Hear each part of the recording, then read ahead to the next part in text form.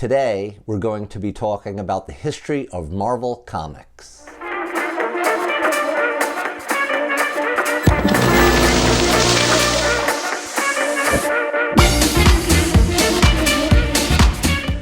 The two biggest manufacturers of comic books in this today are DC Comics and Marvel Comics.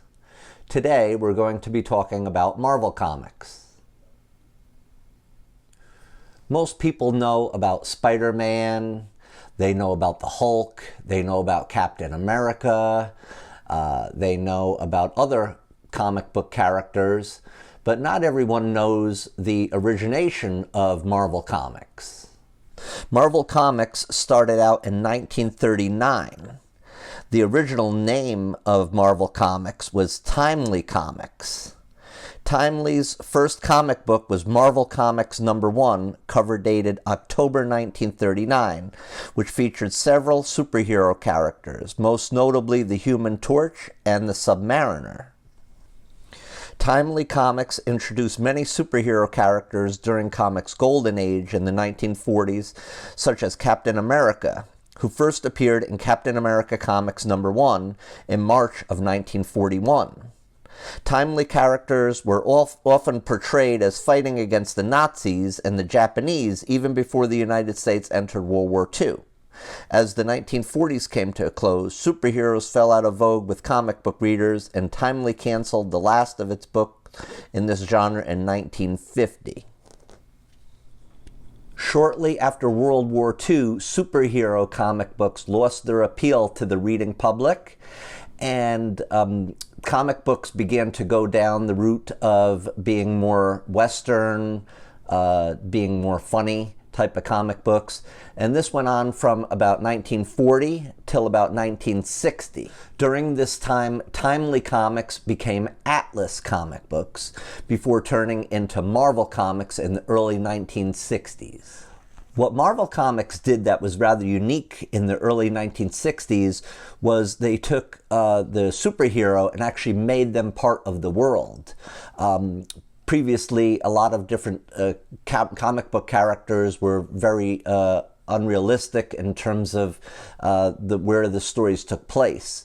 What Marvel did was they actually built into their comic book heroes into certain states. For example, like Spider-Man, his alter ego Peter Parker worked at a fictional company called the Daily Bugle, but it did take place in New York City. So this was kind of unique in what was done in comic books during this time period. For several decades, Marvel was at the top of its field. During the 1970s and 80s, Marvel changed hands several times, where in 1991 they became a publicly traded company. In 1996, Marvel actually went bankrupt. By 1998, they emerged from bankruptcy and began to change the way that they did business.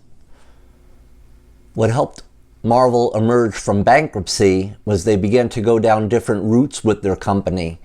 They began getting involved with things such as video games, action figures, and movies. This led to more widespread common knowledge of some of their comic book characters in the household. In 2009, the Walt Disney Company purchased the parent company of Marvel Comics. Now that Disney owns Marvel Comics, they've gone down more of a cinematic avenue.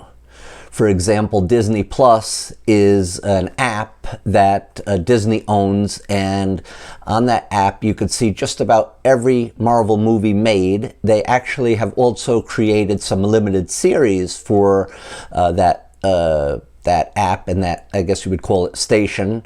And there have been several different limited series that have continued on within the Marvel Cinematic Universe, which also leads to many different movies that they've made and that they're making.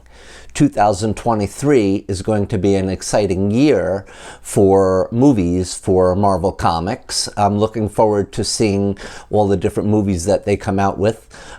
So far this year, they've come out with the movie The Ant-Man, and soon they will be coming out with more Marvel movies, and in my next video, that's what I'll be talking about, is the upcoming Marvel movies and what we have to look forward to. Well, I hope you enjoyed learning about Marvel comic books with me. I know I had fun making this video. If you enjoyed this video, please smash the like button, and if you can, subscribe to my channel. We just recently got 100 subscribers on my channel, which is something I'm very proud of. I look forward to making the next video, and in the meantime, keep collecting.